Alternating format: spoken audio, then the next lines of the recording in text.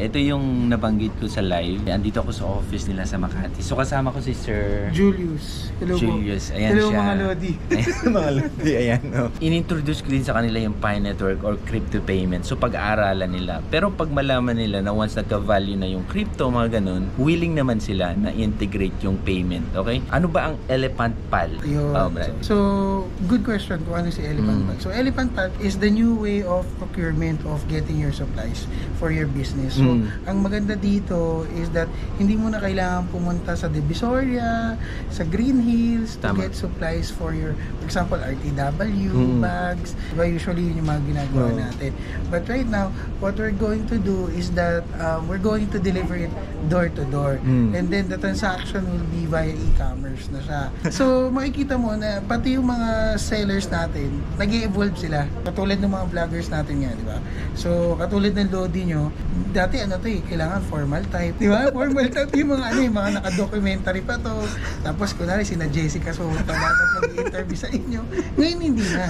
Everyone could give information to everyone. So, yun. As part of Elephant Pal, yun yung ginagawa namin. Nilalapit namin yung, parang masasabi natin, Divisoria online. Kagandahan nito, door to door itong ginagawa nila. So, ang prices nila mas mababa pa sa Divisoria kasi nga, direct dun sa China talaga, Lodi. Okay? Alam mo ba ang binabanatan nila dito? Hindi lamang yung mga malalaking store. Okay? Kung ikaw ay online reseller sa TikTok man, saan ka nagpo-purchase? Sa Divisoria or kumukuha ka ng product sa mga taong kumuha sa Divisoria? Di, mas lugi ka. Pero dito, yun yung target nila mga, di ba? Mga SMEs, yung small, medium enterprise. So, kung baga nasa province ka, malayuan ka papunta ng Divisoria, dito, online to. Usually kasi ang pinagkukuhanan nila ng supplies, yan, Baclaran, Divisoria, Green Hills, Taytay, diba? So, masyado nang saturated. Okay. So, at the same time, yung style ng mga, kunwari, RTW, pare-parehas na sila. Diba, hindi na, wala nang pagkakaiba ba? Tama. Diba? Yun yung medyo nakakalungkot kung isipin mo. So, sa Divisoria, ganun din, makikita mo, kailangan pang pumunta doon. Tapos, ang malungkot na part doon, magdadala ka ng sasakyan, magbubuhat ka ng mga sako-sako. Kung wala kang sasakyan, mag-jeep ka. Dala-dala mo yung van, di ba? Kaya yung pedicab, magkano yung pedicab? Yung pedicab sa Divisoria, medyo ginto. Which is totoo, di ba? Pero pag meron ka naman na partner, for example, like us, Elephant Pal, that will deliver the items door to door, advantageous yun. And as mentioned nga kanina, SME yung tina-target namin. So, ang dating dito, hindi lang naman totally SME, di ba? But I'll discuss first the SME part because dito yung mga small medium enterprises, yung mga online sellers, yung mga may mga stall, di ba? Yung mga business enthusiasts na gustong mag-start, yan, pwede kayong kumuha sa amin, di ba? Usually magbigay na ako mga toys, men shoes, women shoes, men and women apparel. So, at saka yung mga ibang bagay pa, home living, pet care. So, malaki yung range ng supplies na pwede nating kunin with Elephant Pal. So, nari, stay at home mom ka or yung mga bagong tinatawag nila for millennials and Gen Zs na house husband, di ba? Sa South area, may mga kilala ako doon, mga breeder na animals. So, pwede sila mag-pet care. So, hindi na sila limited just for breeding. So, pwede na rin sila mag-ano ng mga items for pet. So, yun, malaking involvement for business, distributorship, reseller, di ba? Tapos, supply to your business. So, yun, Elephant Pal. Bagong start lang dito sa Pilipinas. Pero matagal na sila sa ibang bansa. Yes. Yun. Alam ko, chine-check na mga to, legit ba? Legit. Okay.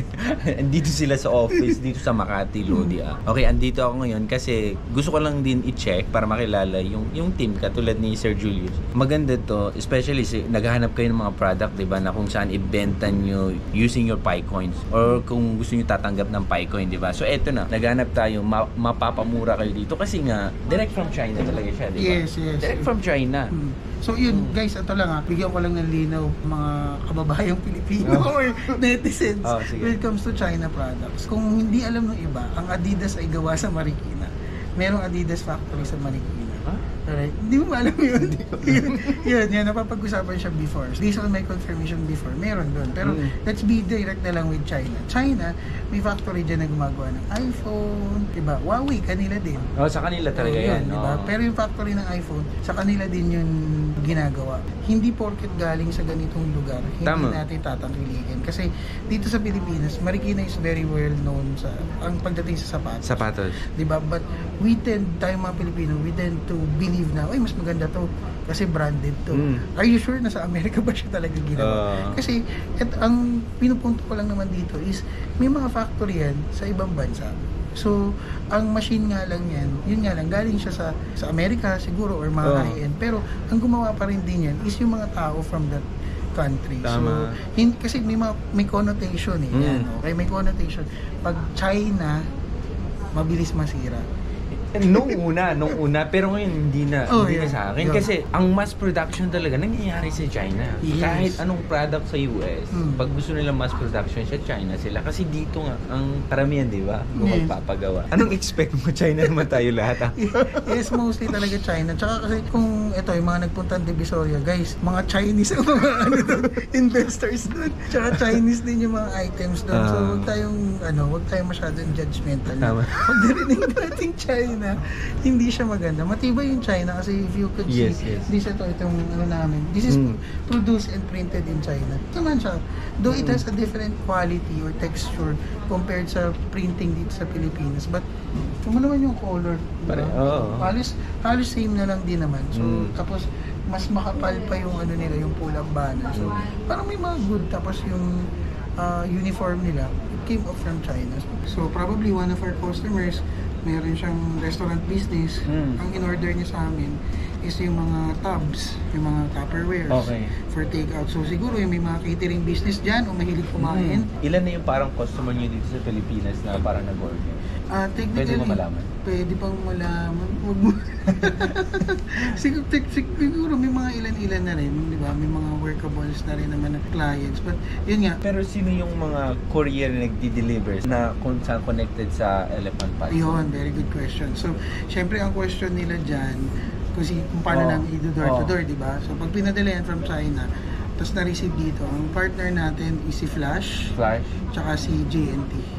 Okay. Yung dalawa lang muna? Yes, dalawa mo lang muna. Kasi kung naman siya, di ba?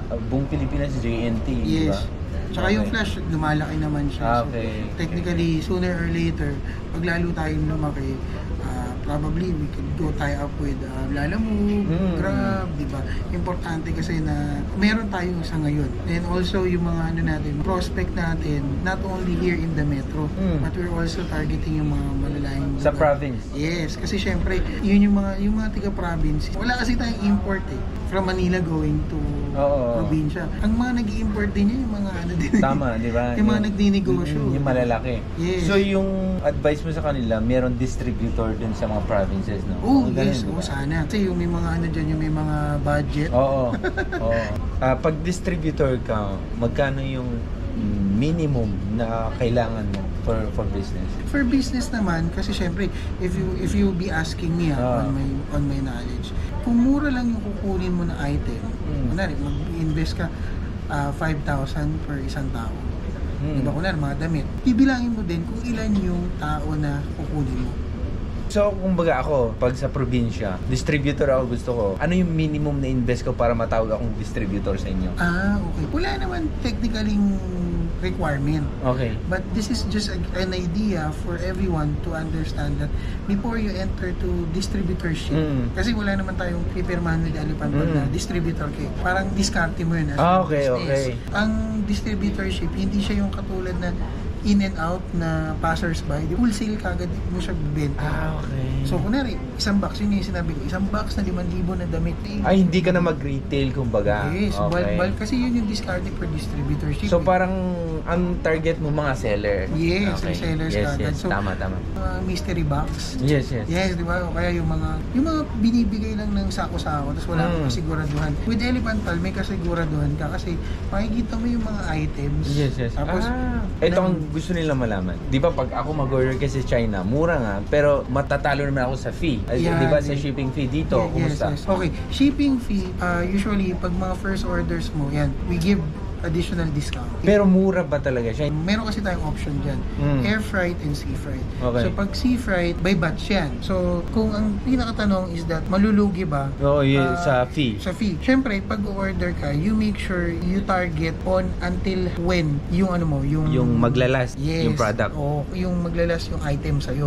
Sige, okay yung first trial. Kaya kami nagbibigay ng promotion dun sa mga first orders. Parang trial period mo to eh. Okay. Trial period mo to. Pero pag nakita mo, ay malakas yung business, bakit ka o-order ng good for 1 month? Oo, tama. Yes, diyan ka na malulugi sa delivery. Kasi yung turnaround time ng item na yung supply and demand mo, mabilis na yung turnaround. Ang tamang term talaga dyan, it will be based on your supply And demand, yes. So thank you so much, Sir Julius, sa pag-introduce ng Elephant Pal. So yun nga. Sana makapag-visit kami sa May 2 event nila. But hope to see everyone, all the netizens or mga kalodi niya on May 5 sa SMX. We'll be joining the Business Expo. So kung gusto niyo talaga ng legit check panalo, mamit ako in person for my team or the Elephant family or the Elephant Pal family. So you could visit SMX or us at on May 5 to May 6. So nandun kami from 9 a.m. to 6 p.m.